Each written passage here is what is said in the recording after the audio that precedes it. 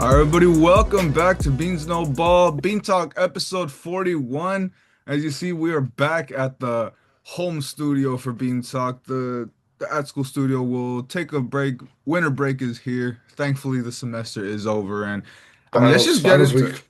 Oh my God. Hey, we still got like a couple actual online ones to get through, but hey, we do not have to Yeah. step foot on campus anymore. So that's the important thing. But I mean, a lot happened in the NFL once again throughout this week. Let's talk about probably the most impactful one. I mean, Tua got benched. Not only demoted to backup, but he is the third stringer now for the Dolphins. And for what it's worth, looks like an end of an era for Miami. So, I mean, let's just get into this. Yeah, he is listed as the emergency quarterback, which is kind of weird to see that a former number one pick to be dropped to the number one court. Oh, not number Well, one. he's the first For top 10 pick. It was a top five For a pick. former top 10 First pick to be top dropped 10 as an pick ever emergency to get dropped. quarterback. Yeah, this was kind of crazy. We kind of expected this, early on in the season, especially with the performance the Dolphins were doing, but they were having a slight rise, right? They're on a win streak. Everything was clicking for them. Tua was looking pretty decent, but I think finally after this game against the Steelers pretty much just proved it all. Tua cannot stay consistent at all. And the highway robbery that but the amount of money the Dolphins gave him um Yeah, with this huge 4 years, contract. So 212 with exactly. 167 And guaranteed. to sign him to that, to bench him as the emergency quarterback, would say a lot about that franchise and the way they're dealing this on the business side of things. But it's just a tough sight to see for Tua since by the time before Tua got drafted by the Dolphins, we remember the motto, tank for Tua. What a crazy time we were living in just for the fortunate sense to see that Tua, this is the way that he is now. I'm still rooting for Tua, unfortunately, but I guess I guess for the Dolphins, I guess it's time for a little change now. Yeah, absolutely. And I mean, you mentioned that specifically, the contract he was given. Even back then, we kind of knew. I mean, what are we doing? But this was that 2023 off season where everyone was getting paid. Probably not everyone was actually worth. I think Burrow was the only one that actually was worth that contract he got. But Yeah. I mean, yeah, 4 years, 212, 160% guaranteed. For what it's worth, I mean, he had a career season that year before with that. I mean, 5,000 yard passer, over 30 touchdowns. I mean, total touchdowns. I don't remember what the exact breakdown of it was. So, I mean, he did look like the future in Miami, sure. But, one thing after another, I mean, Tyreek not really living up to it, all this and that. I mean, it's really falling apart in Miami. Obviously, we expect him to go, and there's a lot of speculation on where he could go. I mean, we know the new norm of these quarterbacks going into these places where these offenses where coaches can fix them. We see, I mean, the Vikings. I mean, JJ. I mean, obviously, we'll see how that ends up turning out. He seems that he could be turning it around. So, would Kevin O'Connell want to take that on again? That could be for a backup role, and it comes down to does Tua want a backup role? Because there's a lot of options that he could go, but I don't know where he can go if he actually wants to start. Yeah, who knows? Maybe Cardinals could be a destination there if Kyler decides to move on. You never know. That could be up in there. Like we said, there's a lot of different teams. Quarterbacks our situation. The Jets maybe. That just want to throw out there too. Oh my But God. but who knows at this point? A lot of teams are going to be looking for some quarterbacks. But it just doesn't see where Puka is. But moving on for that, little one for you, Puka, David. I'm pretty sure you want to go into Uh, this one about what he's yeah, been doing here recently. that's how I was gonna segue this. I mean, is he stupid?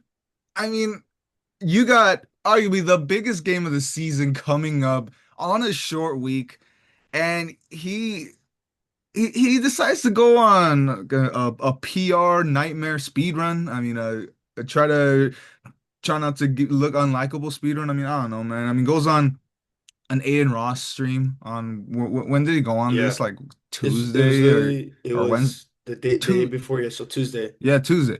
Pretty Goes sure it on was that Tuesday. stream, which he goes on his little refs rant that, oh, you don't think they got money, you don't think they want to be on TV telling the group chat that look at the PI I called that wasn't a PI. I mean, is he wrong? No, probably not. I mean, we can agree with him, but why are you saying this right before your biggest game of the season?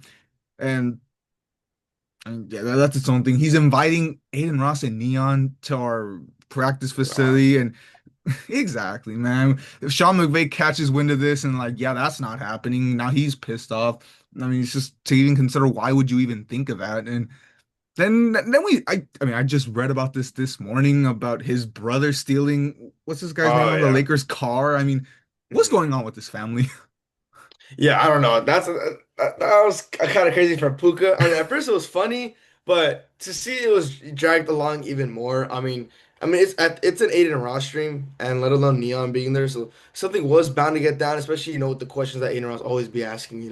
Sure, yeah, maybe Puka meant it in like just a funny way, but it's the NFL. Like they're not gonna take this stuff lightly anymore, Of course unfortunately. not. Especially with the amount of fines they just be handing out. Like you get a fine, you get a fine, you get a fine.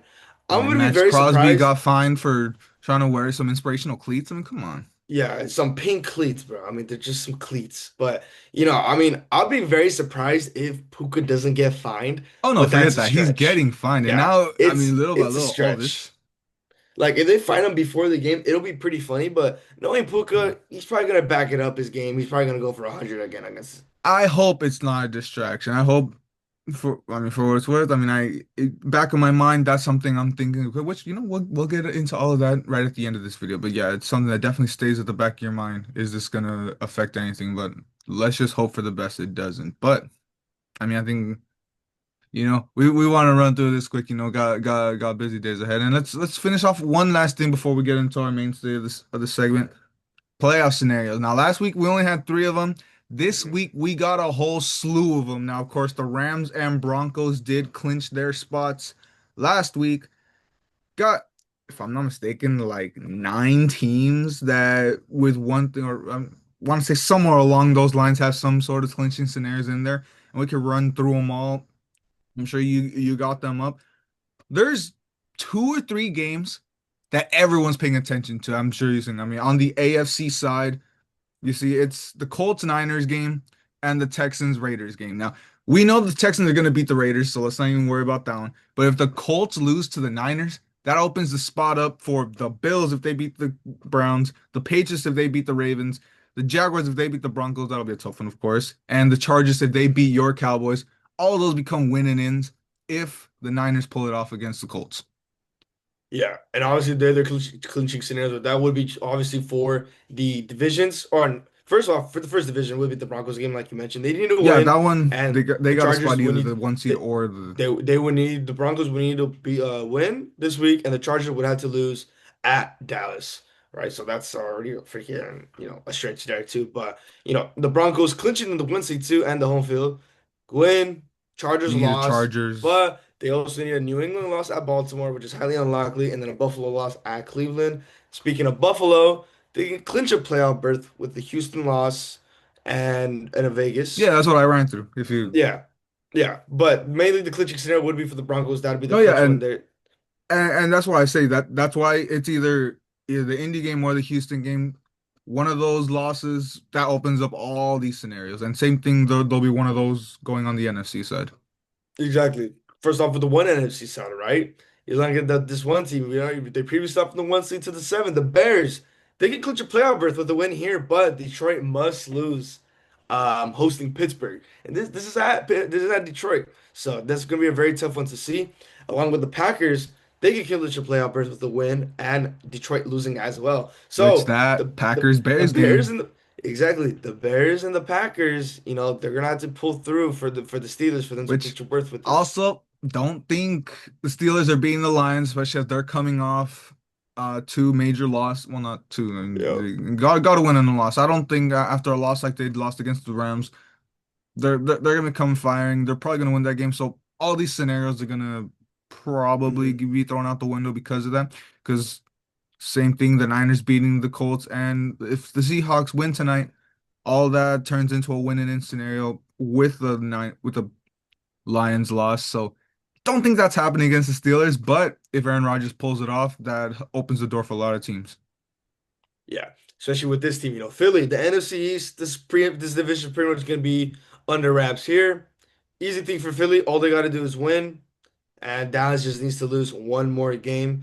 They got a tough game against the Chargers at Jerry's World. So this one's gonna be another one to look at. The Niners back into the West. This is a very tough one. Now, division could still be there, but for at least the playoff berth, they need to win. That's it. Literally simple as a win, or Detroit's got to lose against Pittsburgh. So this is the third team that they're relying on, and Detroit lost to at least hopefully give them a chance. And then still with the West, the Seahawks, right? They got the big game against the Rams today. That's going to determine so much things. They either win, and again, Detroit's going to have to lose against Pittsburgh. Yeah, ran through that too. But I mean, yeah, like we said, I mean, that's all these teams pretty much relying on two games to see if their games fall into winning in scenarios. So we'll see that. Obviously, going to monitor a lot of that going into Sunday. But let's get into the power rankings. Like that, obviously, that's what we're here for. Let's, I mean, see all the movement. I'll have to see once again what I did move around, but I actually don't think I moved anyone. I think there's just some movement within. I don't know about yours. Nah, it was literally just, a couple spots here and there. I didn't drop anybody this week. Yeah, I think yeah, just dropped a couple down. Yeah, all right. Yeah, that's it. So I'll just give you my 10 right off the bat. The Lions. I don't wanna drop them too much. I mean, there's some teams that really did make some noise, so I had to drop them.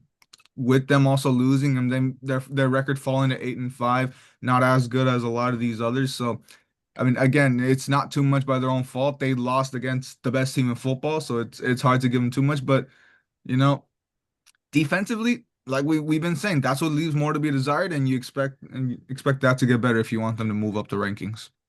Yeah, so for my 10 spot, I'm gonna keep the Chargers here at 10, right? They pulled up that good 2 win against the Chiefs there too, but it was a pretty mid Chiefs team to say the least there too, right? But again, it's these division battles that they're gonna be tense no matter what for the most part, right? But Justin Herbert didn't have the best game, but he kept it in a game where it really mattered the most. The defense mattered, stepped up when it mattered the most as well there too. So nothing too crazy for the Jags there too. I still want to see what they do later down the line. So gonna keep them there at the 10th spot. As for the ninth spot, I moved the Jags just down once, not because of their performance, but just because of the other performance of the different teams. But same thing for the Jags there too. Trevor Lawrence, his consistency on that offense, getting everybody involved, doing it and everything pretty much in timely, not rushing everything too much, and the defense obviously being a little bit one of the better improvements there too. They are still on top of the South, but it's nothing to count out yet because that South is still pretty much wide open.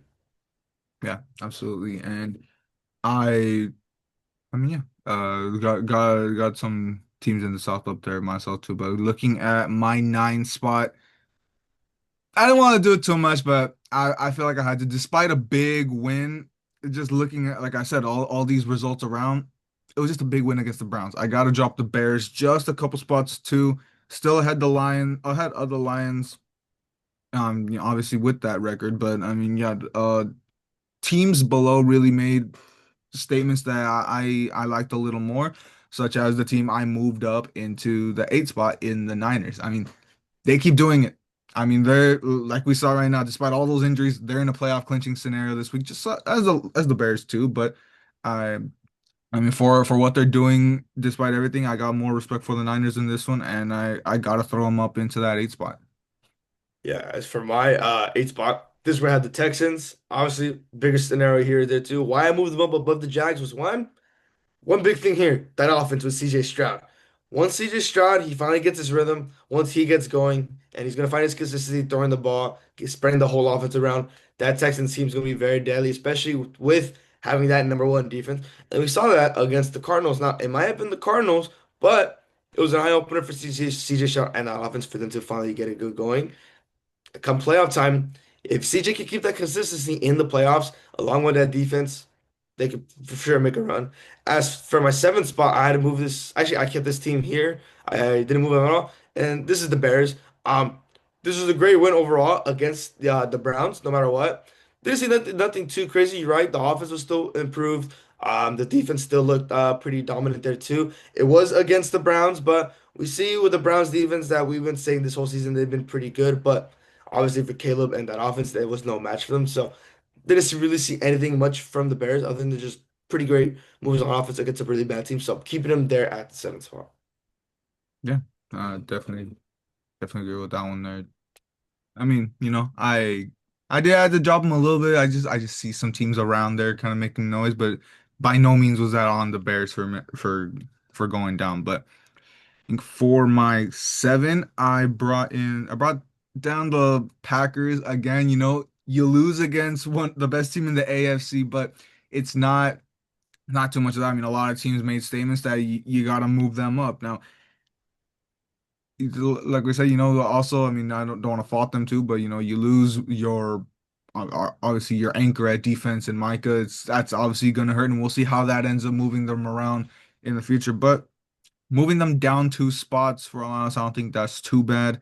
Going up to my 6th spot, I put that's where I dropped it. And this is the big one. It looks a little surprising, but I dropped the Patriots 3 spots down to the 6. Um, big loss. I mean, I'm not trying to say they're getting exposed, but like we've been saying, that schedule's been kind of cupcake. Finally see them face off against an opponent that's like the teams they're gonna face in January in the playoffs. So I mean, need them to actually start showing out the better results if they're gonna prove themselves as that upper echelon. Still 11-3, but they need to prove themselves a little better. Yeah, as for my 6th spot, this is what you mentioned. This is where I have the Packers here. I dropped them just 3 spots. Nothing too crazy, but just because of the trajectory that how these other teams are moving. But this game against the Broncos, pretty much didn't show a lot, but it did say, they're gonna have to improve against, like the better teams, right? The Packers, they did prove it for the most part the last couple of weeks there too, but the Broncos were just too dominant. Both these teams needed to step and win, and then like you mentioned, losing Micah to that ACL is gonna be take a huge hit on that D line. So that's really one of the main things coming from the Packers this for the next couple of weeks. As for my 5th spot, this is where I have the Seahawks. How to drop them just one. Again, nothing on the Seahawks. Again, it was just the trajectory these other teams have been moving because of this past week. But same thing, same story. It goes to every week. The Seahawks, their defense, we know the story. It's great, but it's that offense with Sam Darnold, and today's game against the Rams is going to prove it even more. Absolutely, we'll see how this changes them. I mean, they're a little higher, both of them on my list, so we'll see. My 5 spot is the Bills. Big risers here. I just had them at the 10 spot last week, and up. I think this is one of the biggest rises I've done throughout our power rankings. I mean, the win speaks for itself. A 21-point comeback. That's also one of the reasons I had to drop the Patriots, considering they blew a 21-point lead twice. And you see I mean, everything that was needed in this one. You get into the cold weather months for Buffalo. This is their time, and they're proving it. It was a slow start, but they're getting it done for what it's worth. I have to crack them into the top 5. And in my 4th spot, even a bigger surprise, up just 2 spots, the Texans. I mean, never would have expected this after the 0-3 start. But again, like you mentioned, I got them a little higher than for what you had worth. But I mean, just all important that they're finally hitting their groove. Again, they not in a clinching scenario just yet, but they'll be in there soon. They're going to be a sneaky team getting into the playoffs. Yeah, as for my 4th spot, had to tank this team just 3 spots. Now this where I have the Patriots, so we don't have the Patriots too far on our list there too. But like I said, this is finally them coming into the better teams in their schedule, and just to see how they perform against it. We saw, after that little cupcake schedule, this Bills game, they won the first game against the Bills early in the season. This is going to be the tiebreaker, but obviously this is a completely different Bills team with Josh Allen. You're up 21-0. You choke that lead, right? Especially with the phenomenal generational game from Travion Henderson, who's stepping it up on the run game. You blow that because, a guy on the other side of the ball of the other team, Josh Allen, there too. So obviously, that pretty much exposing the Patriots colors just a little bit more, right? And how they're doing against these top teams, right? You're still an 11-win team, so still keeping it in the top 5. But as for my 3 spot, this is where I have the Bills. So I move them 3 spots here. And like I said, everything right now is clicking for the Bills. Josh Allen on that offense. Yes, they were down 21-0. This was a very, very slow start, but they came back, they locked in, especially against the top team in the division where the division's secure. It's still in the mix there too, but it's just all going to depend on the Bills. Yeah, the division cannot be clinched this week because of that Mhm. Bills win last week. So we'll see next week what scenarios we get into. But into my 3, I got the Broncos. Big win, like we said. This was a clash of two powerhouses last week against the Packers. The winner that was gonna get much respect in these rankings. And there you go, Broncos highest. I mean, one seed in the AFC, highest rated in my power rankings. First time on the Patriots up there in quite a minute. But yeah, I mean, Bo Nix. I mean, plain and simple. he balled out. He's been the question for this team for the success. It's been talk about the defense nonstop. Bo Nix finally he had a career game in this one, made a statement and put the league on notice that he can do it against the upper echelon of the league come January, hopefully. But we go into my two spot. No change in these top two, so we already know. I still got the Seahawks. Important win last week. It was ugly. I'm not gonna lie, it was ugly, and I could have dropped them. But all things considered, I mean, they still have that elite defense, and I mean they're playing they're humming. We'll see if they mess it up this week. We might have to consider dropping them just a little bit, but obviously, still got to show them their respect up there. Yeah, I really wanted to have the Seahawks higher, these past 2 weeks, but I just want to see, how they're going to do against those top two performers. But moving against to my two spot, this is where I have the Broncos. Moving it up just 3 spots. So, like I'm saying, the Broncos couldn't get any wins against these top teams. They're starting off slow, being down, but this game against the Packers was really a statement. You see Bo Nix, he was looking great out there. The consistency at the quarterback with Bo Nix, that's what we all want to look for, in the defense still being phenomenal as we've seen it. And for my one spot, without a doubt, this is where I have the Rams. Obviously, after the crucial loss, they bounced back against the Detroit team that they really needed to be. Matthew Stafford still building up that MVP agenda, that young defense being a big baller. And at the end of the day, they got a tough game against the Seahawks, without a doubt, because once again, this NFC West division, it's still looking to see who's gonna be that winner soon.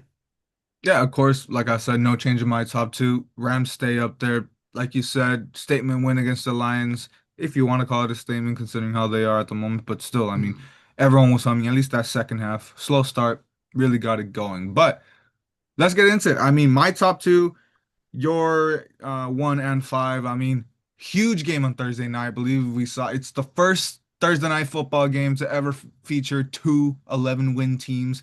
So this is arguably going to be one of, I mean, you hope this is similar. Sometimes we get some shitters giving us great games and some elite Yep. teams giving us really poor games. So, I mean, well, let's just hope for the best. I'm going to miss it with work. I'm gonna be watching it at work anyway. I mean, they don't really care. Yeah, as long as I got the cool manager there, they don't care. But I mean, hey, let's just break this game down. I mean, first and foremost, Devontae's doubtful.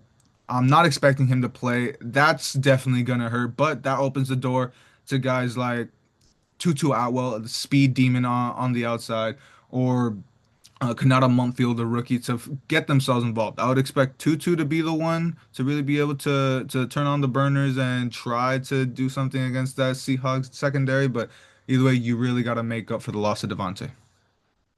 Yeah, without a doubt there too. But when you realize you got Matthew Stafford at quarterback, he's gonna make things work, right? Let's just hope the thing with Puka, it's not gonna catch up to him and he's gonna have a bad luck game because of, Tuesday stream or Wednesday stream, whatever specific day it was with the whole thing. But it's a very important game for both these teams. Not only that, not really for the Rams, but more for the Seahawks, right? Yeah. Because, like I'm saying, their defense has been the powerhouse for them this season. The defense has been the reasons they've been keeping them in these games. You're looking against the top teams in the league. That's where Sam Darnold starts to struggle. We saw the first game a couple weeks ago against the Rams, 4 picks, right? That's the one thing Sam Darnold cannot do against the Also, Rams to today. see 4 picks and you only lost by two. Exactly. Like I said, the defense is what's keeping him in there. And for Jason Myers to have such a leg, it was just unfortunate for him that the one field goal to potentially win the game ended up being a miss. But after kicking multiple times because your offense cannot finish, it's gonna happen, right? So MVP to Jason Myers on that game. But you're looking at this game. Absolutely, without a doubt, Sam Darnold cannot turn the ball over, let alone they're going to have to win the turnover battle against the Rams. And that's already good. That's already saying a lot knowing how the Seahawks are against the top teams in the league. Yeah, absolutely. And I mean, we've seen them prove themselves time to time. But I mean, the main thing here too, and I would say one of the more important things is to contain JSM, but of course you also see, I mean, you look back at Sam Darnold games with this Rams team. I mean, you look back at the Thursday nighter against the Vikings last year. Jettas went crazy, over 100 yards, but they weren't Yeah. effective yards. He was getting up and down the field, but wasn't putting up 6 points, and that's what mattered. JSN a couple weeks ago, what did he have, like 130? Exactly, and I know a lot of that wasn't those last two drives that call them garbage time or call them whatever, but they were moving the ball. but he wasn't getting in the end zone. That's the whole point. As long as you can keep him out of the end zone, I don't care if he goes for 200. As long as it's not important yards and crucial third down yards and all that stuff, let him go crazy. That's the important thing. My key thing that I'm looking at is the run game. The Seahawks run game has not been what it used to be. Kenneth Walker and Zach Charbonnet. I mean, we saw last week against somewhat depleted now Colts defense. I mean, your leading rusher in Charbonnet only got 30 something yards. And this Rams defense last week showed they're up to the task against top running back duos, holding hold, what do you we hold them to, like both of them under 40 yards or something like that with Monty and Gibbs. Then you also see the other side of it. Seahawks run defense has been one of their biggest issues. And we've seen since that last game, both Kyron and Corum have really gotten into themselves and really flourished since that game. I mean, we still move the ball well. At least Kyron did, but now you got two guys that can move the ball really effectively. So I think in the end, it's really going to come down to the difference in the run game. And when it matters most, Sean McVay is going to lean into the run game, and Kyron's going to win the game for this. Yeah, at the end of the day, it's gonna be whose offense is gonna be the one to strike consistently. Because expect a defensive game And without a don't doubt. expect Again, just like the no don't first game, just like the first yeah. game, expect a very great defensive game. I'll tell you I'm what, not gonna. expect a couple I'm, picks by Darnold. I'm gonna say it right now. yeah, do not expect this game to be like a shootout between these two high-powered offenses because it's gonna be a defensive game just like the first game, and it's gonna be a nail biter. Come to every drive, and like I'm saying. Whoever wins the turnover battle is pretty much gonna solidify the deal here. And even with the Who even Rams knows winning the the turnover turnover battle, battle, man? yeah, even with the Rams winning the turnover battle, they just won by 2 points. So, anything could happen there too. But like I said, if the Seahawks just want a slither of a chance to win, Sam Darnold cannot turn the ball over, and that's easier said than done. To the pick then. Who you got this one?